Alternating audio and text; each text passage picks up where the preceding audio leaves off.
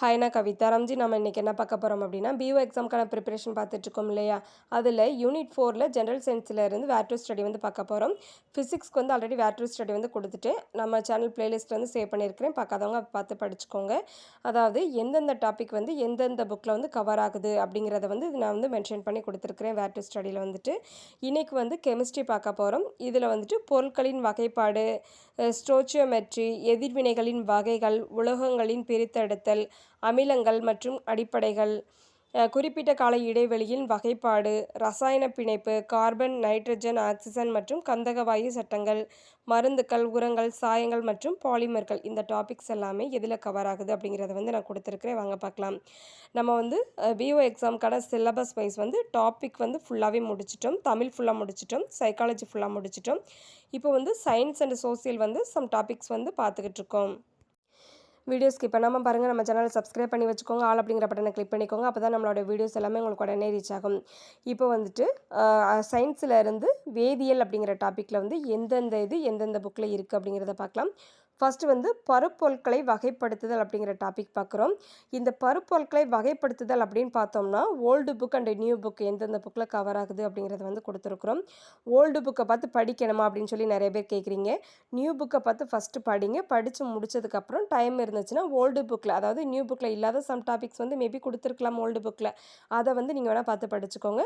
நான் என்ன செஞ்சுருக்கிறேன் அப்படின்னா ஓல்டு புக்கில் எந்தெந்த புக்கில் கவர் ஆகுது இந்த டாபிக், நியூ புக்கில் எந்தெந்த டாபிக் கவர் ஆகுது அப்படிங்கிறத வந்து இதில் வந்து மென்ஷன் பண்ணியிருக்கிறேன். இப்போ வந்து பருப்பொருட்களை வகைப்படுத்துதல் அப்படின்னு பார்த்தோம்னா ஓல்டு புக்கில் 6th ஸ்டாண்டர்டு டேர்ம் 2ல் இருக்குது, 10th ஸ்டாண்டர்டில் இந்த டாபிக் இருக்குது. இது நியூ புக் அப்படின்னு எடுத்துக்கிட்டோம்னா 6th ஸ்டாண்டர்டு டேர்ம் 1ல் இருக்குது, 7th ஸ்டாண்டர்டு டேர்ம் 1ல் இருக்குது, 8th ஸ்டாண்டர்டில் இருக்குது. அடுத்து ரெண்டாவது டாபிக் பார்க்குறோம். வேதி வினைகள் அப்படிங்கிற டாபிக் வந்து வேதி வினைகளின் வகைகள் அப்படிங்கிறது வந்துட்டு ஓல்டு புக்கில்னு பார்த்தோம்னா 9th ஸ்டாண்டர்டு டேர்ம் 2ல் இருக்குது, அடுத்து 10th ஸ்டாண்டர்டில் இருக்குது. இது நியூ புக் அப்படின்னு பார்த்தோம்னா 10th ஸ்டாண்டர்டில் வந்து இந்த டாபிக் வந்து கொடுத்துருக்குறாங்க.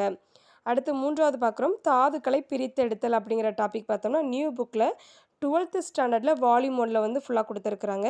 அடுத்து அமிலம் மற்றும் காரம் அப்படிங்கிற டாப்பிக்குமே நியூ புக்கில் வந்துட்டு 8th ஸ்டாண்டர்டில் கொடுத்துருக்குறாங்க, 9th ஸ்டாண்டர்டில் கொடுத்துருக்குறாங்க, 12th ஸ்டாண்டர்டு வால்யூம் 2ல் வந்து கொடுத்துருக்குறாங்க. இப்போ வந்து நீங்கள் 10th ஸ்டாண்டர்ட் வரை படித்தா போதும்னு சொன்னீங்களே, 11th 12th உள்ளதுமே கொடுத்துருக்கிறீங்களே அப்படின்னு சிலர் கேட்பீங்க. அதாவது 10th வரை அந்த டாபிக் இல்லை அப்படின்னா நம்ம வந்து 12th ஸ்டாண்டர்ட் புக் வரை வந்து கவர் பண்ணி கொடுத்துருக்குறோம். நீங்கள் வந்து இந்த டாபிக் வந்து எந்தெந்த புக்கில் ஸ்கூல் புக்கில் இருக்கோ அது ஃபுல்லாகவே படிக்கணும் அப்படிங்கிறதான் இது. அதுவே தமிழ் எலிஜிபிலிட்டி டெஸ்ட்டுன்னு எடுத்துக்கிட்டோம்னா மட்டும்தான் 6th to 10th ஸ்டாண்டர்ட் வரை தமிழ் வந்து ஃபுல்லாக படிக்கணும் அப்படிங்கிறத வந்து கொடுத்துருக்குறாங்க. அதுலேயே வந்து ஒரு சிலர் இன்னொரு டவுட் கேட்குறீங்க, எந்த மேஜராக இருந்தாலும் எல்லாமே படிக்கணுமா அப்படின்னு கேட்குறீங்க. பிஇஓ எக்ஸாம் சிலபஸ் அப்படின்னு பார்த்தோம்னா எல்லாத்துக்கும் ஒரே சிலபஸ் தான். இப்போ வந்து டெட்டுக்கு அப்படின்னு எடுத்தோம்னா அதுக்கு வந்து மாறும், சப்ஜெக்ட் வைஸ் மாறும். நம்ம வந்து சயின்ஸு சூஸ் பண்ணுறோமா, சோசியல் சூஸ் பண்ணுறோமா அப்படிங்கிறது வந்து சேஞ்ச் ஆகும். இந்த பியூஓ எக்ஸாமை பொறுத்த அளவுக்கு எந்த ஒரு சேஞ்சஸுமே கிடையாது. சிலபஸ் அப்படிங்கிறது எல்லாத்துக்குமே காமனான ஒன்று. தமிழ் எலிஜிபிலிட்டி டெஸ்ட் கம்பல்சரி எல்லா மேஜருக்கும் உண்டு. இதுக்கான எலிஜிபிள்னு பார்த்தோம்னா BA with BEd, BSc with BEd அப்படிங்கிறதான் கொடுத்துருக்குறாங்க. இதில் வந்துட்டு நீங்கள் தமிழ் எலிஜிபிலிட்டி டெஸ்ட்டுக்கு எல்லா கேண்டிடேட்டும் Tamil 6th to 10th standard வரை தரவு பண்ணிக்கிட வேண்டும். அடுத்து சிலபஸ் வைஸ் பார்த்தோம்னா தமிழ் கொடுத்துருக்குறாங்க. அதாவது தமிழ் வந்து ஸ்கூல் புக்கிலேருந்து நம்ம வந்து அப்படியே எடுத்து படிக்கணும்னு கொடுக்கல, சம் டாபிக்ஸ் வந்து பிக் பண்ணி கொடுத்துருக்காங்க. இப்போ இதில் பார்த்தீங்கன்னா தெரியும், தமிழ் வந்து எந்தெந்த டாபிக் வந்து நாங்கள் கேட்போம் அப்படிங்கிறத வந்து மென்ஷன் பண்ணி கொடுத்துருக்குறாங்க. இந்த மாதிரி தான் கொடுப்பாங்க. அதனால் தமிழ்னு எடுத்துக்கிட்டோம்னா இந்த டாபிக் மட்டும் படித்தா போதும். இது ஃபுல்லாகவே நம்ம முடிச்சிட்டோம். அடுத்து இங்கிலீஷ்க்கும் அப்படிங்கிறது வந்து டாபிக் கொடுத்துருக்காங்க, அது மட்டும் படிக்கணும். எல்லாருமே எல்லா டாப்பிக்கும் படிக்கணும். Maths, science, social, geography, psychology, GK and current affairs, இது எல்லாருமே எல்லா டாப்பிக்குமே கண்டிப்பாக படிக்க வேண்டும். மேஜர் வைஸ் எதுவும் சேஞ்ச் ஆகாது அப்படிங்கிறத வந்து ஃபஸ்ட்டு புரிஞ்சுக்கோங்க. அடுத்து வந்துட்டு நம்ம இந்த டாபிக் வைஸ் பார்க்கலாம். தனிம வரிசை அட்டவணை அப்படின்னு பார்த்தோம்னா ஓல்டு புக்கில் வந்து 9th ஸ்டாண்டர்டு டேர்ம் 3ல் இருக்குது, 10th ஸ்டாண்டர்டில் இருக்குது. இது நியூ புக் அப்படின்னு பார்த்தோம்னா 9th ஸ்டாண்டர்டு டேர்ம் 2ல் இருக்குது, 10th ஸ்டாண்டர்டில் இருக்குது, 11th ஸ்டாண்டர்டு வால்யூம் 1ல் இருக்குது, 12th ஸ்டாண்டர்டு வால்யூம் 1ல் இருக்குது. அடுத்து 6th டாபிக் பார்க்குறோம். வேதி பிணைப்புகள் அப்படிங்கிற டாபிக் கொடுத்துருக்காங்க. இது ஓல்டு புக்குன்னு அப்படின்னு எடுத்தோம்னா 9th ஸ்டாண்டர்டில் டேர்ம் 3ல் இருக்குது.